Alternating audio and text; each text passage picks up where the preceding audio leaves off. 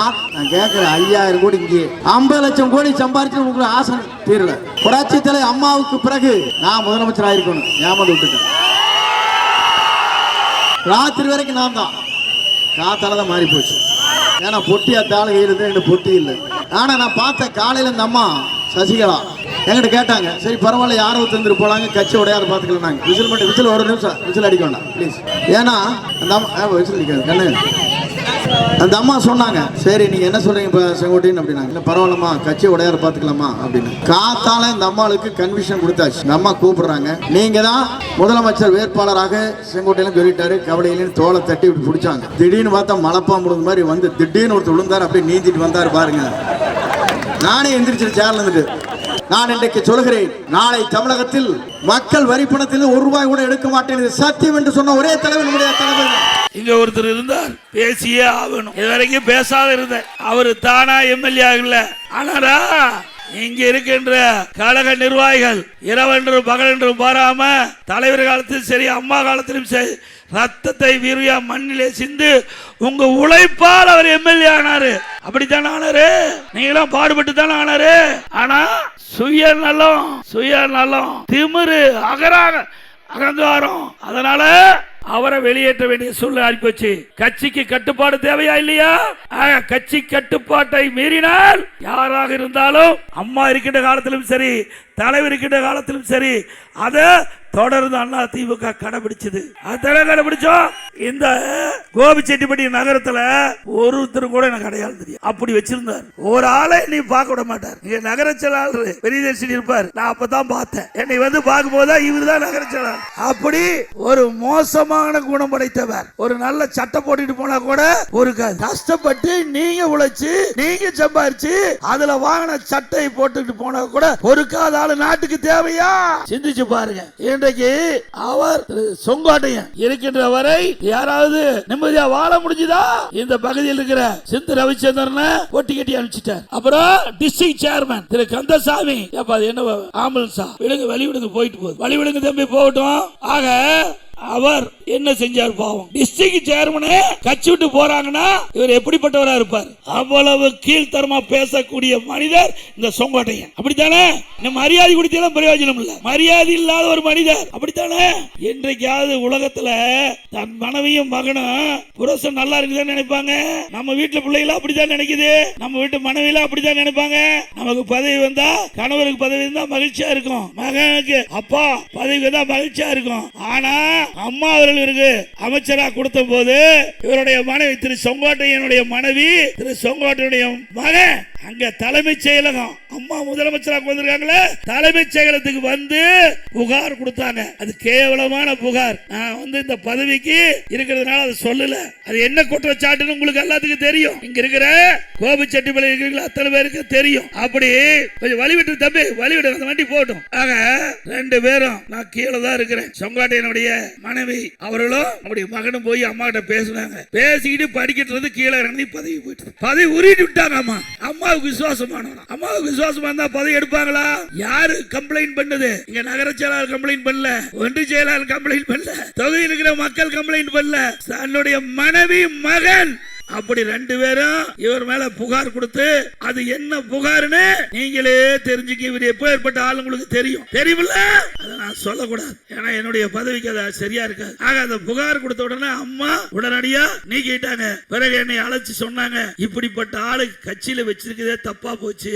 நான் வந்து ஒரு குடும்பத்துல மனைவியும் மகனும் என் வாழ்க்கையில புகார் கொடுத்தது இவரு தான் அப்படின்னா, வேற யாரும் புகார் கொடுக்கல. யாரு ஒரு கிளை செயலாளர் மேல கூட அவருடைய மனைவியும் மகனும் கொடுக்கல. வேற எந்த ஒரு கட்சியுடைய பொறுப்பு இருக்கிறவங்க மீது அந்த குடும்பத்தை சேர்ந்து புகார் கொடுக்கல. ஆனா ஒரு அமைச்சரா இருக்கிறவரு, பல முறை எம்எல்ஏ இருந்தவர், அவர் மீது அவருடைய மனைவியும் மகனும் வந்து புகார் கொடுக்கறனா இவரெல்லாம் மோசமான மனிதர்னு அம்மா சொன்னாங்க. அப்படிப்பட்ட ஆளை, நீக்கப்பட்ட ஆளை நான் முதலமைச்சராகி என்னுடைய அமைச்சர்களை சேர்த்துனதான் நான் செஞ்ச தப்பு. இல்லைன்னா வீதியில போன கையெடுத்து கும்பிடுறதுக்கு யோகி இருக்குது அந்த ஆளுக்கு. என்னுடைய அமைச்சரவையில் மட்டும் கெஞ்சி கண்ணீர் விட்டா மனுஷன். இப்பெல்லாம் எதை பேசுறான், வாய் கொழுப்புல பேசிட்டு இருக்க அந்த மனுஷன். நீ அழுது எனக்கு தெரியாதா? நீ வடிச்ச கண்ணீர் தெரியாதா? நீ இருக்கும்போது, நீ முதலமைச்சர் இருக்கும்போது எனக்கு ஒரு வாய்ப்பு கொடுக்கலனா வேற யார் கொடுக்க போறா? உண்மையால எனக்கு வந்து ஒரு காலத்துல நல்ல நண்பரா தான் இருந்தார். நான் இல்லைன்னு நான் மறுக்கல. நான் வந்து இவர் மாதிரி போய் பேச வேண்டிய அவசியம் எனக்கு இல்ல. நான் வந்து அந்த நட்பின் அடிப்படையில நான் கொடுத்தேன். அந்த மரியாதை உனக்கு இருக்குதா? நன்றி மறப்பது நன்றன்று, நன்றே அல்லது அன்றை மறப்பது நன்று 2000 முன்னே ஐயன் திருவள்ளுவர் சொல்லிட்டு போனார். இது மாதிரி மனிதர்கள் எல்லாம் மன்னிக்க முடியுமா? அப்புறம் சொல்றார், அத்திக்கடை அவனாசி திட்டம் எத்தனை வருஷமா நீங்க போராடிட்டு இருக்கிறீங்க? 66 ஆண்டு காலம் போராடிட்டு இருக்கிறீங்க. இது வர வேணும். வறட்சியான பகுதி, அங்க இருக்கிற ஏரி குளம் குட்டையெல்லாம் நிரப்ப வேணும். நிலத்தடி உயர வேணும். விவசாய தேவை நீர் கிடைக்க வேணும். குடிப்பதற்கு தேவை நீர் கிடைக்க வேணும். அம்மா இருக்கும்போதே கொண்டு வர நினைச்சாங்க. அம்மா மறைந்த பிறகு நானும் ஒரு விவசாயி. அதனால விவசாயியுடைய கஷ்டத்தை உணர்ந்து மாநில அரசாங்கத்தினுடைய நிதி, ₹1 மத்திய அரசாங்கத்துடைய நிதி இல்ல, முழுக்க முழுக்க நம்முடைய மாநில அரசாங்கத்துடைய நிதி 1652 கோடி நிதி ஒதுக்கி 1652 கோடி நிதி ஒதுக்கி திட்டத்தை நிறைவேற்றணும். அங்க அடிக்கல் நாட்டினேன். பணி வேகமா நடந்துட்டு இருந்தது. கொரோனா காலம் பணி தடைப்பட்டது. மீண்டும் பணி துவங்கப்பட்டது.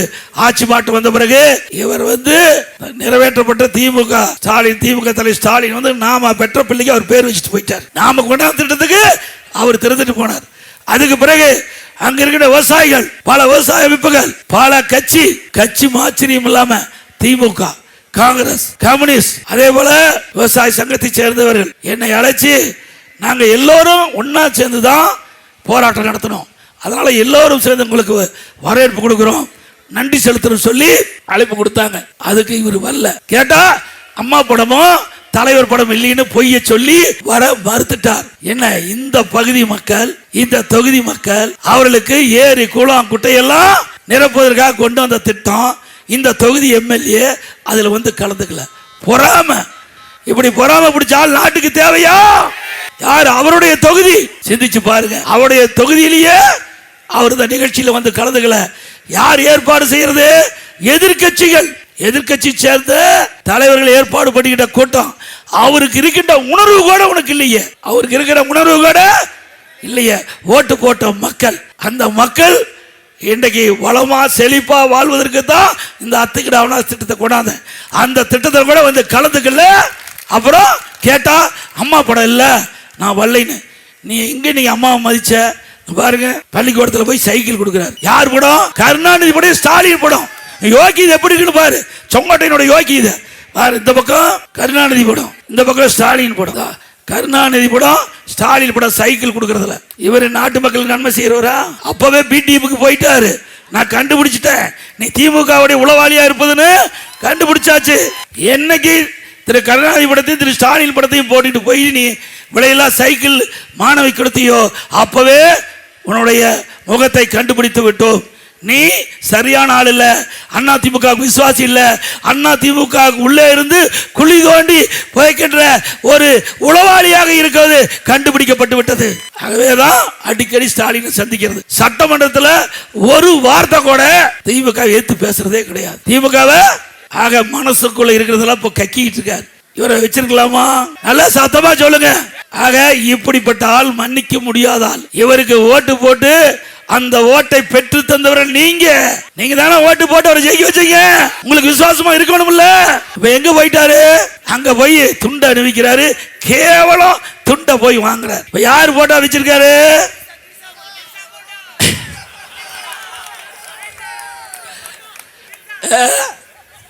அதுல எல்லாம் கைதேர்ந்தவர். சேர வேண்டிய இடத்துல தான் சேர்ந்திருக்காரு.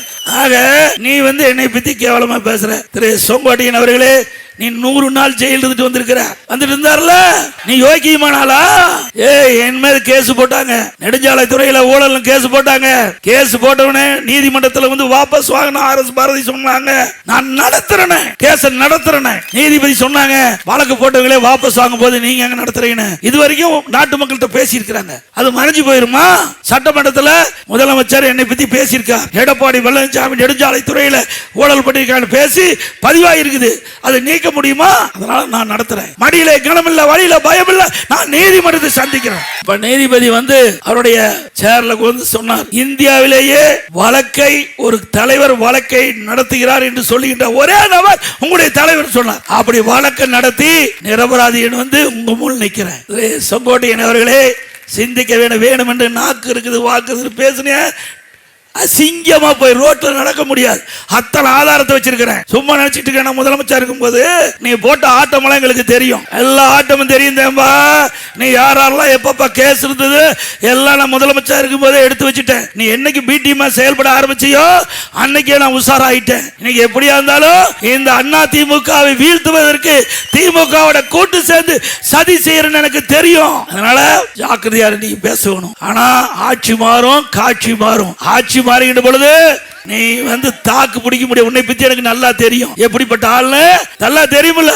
எங்காச்சும் சவுண்ட் கொடுத்து பேசினா கிட்ட கூட போக மாட்டேன். போவாரா? ஏய், நான் அண்ணா திமுகவில் என்னுடைய ஏரியாவில் இப்ப கூட நாடாளுமன்றத்தில் 45,000 ஓட்டு கூடுதலா வாங்கியிருக்கிறேன். 10வது முறை நிக்கிறேன். 10வது முறை நின்று 45,000 ஓட்டு. 2024 நாடாளுமன்ற தேர்தல், 2021 சட்டமன்ற தேர்தல் 9வது முறை நிற்கும் போது 10வது முறை நிற்கும் போது 94,000 ஓட்டு வித்தியாசம் ஜெயிச்சிருக்கிறேன். இப்போ நடக்கிற தேர்தல் 1 லட்சம் ஓட்டுல ஜெயிப்பேன். உன்னால சவால் விட முடியுமா?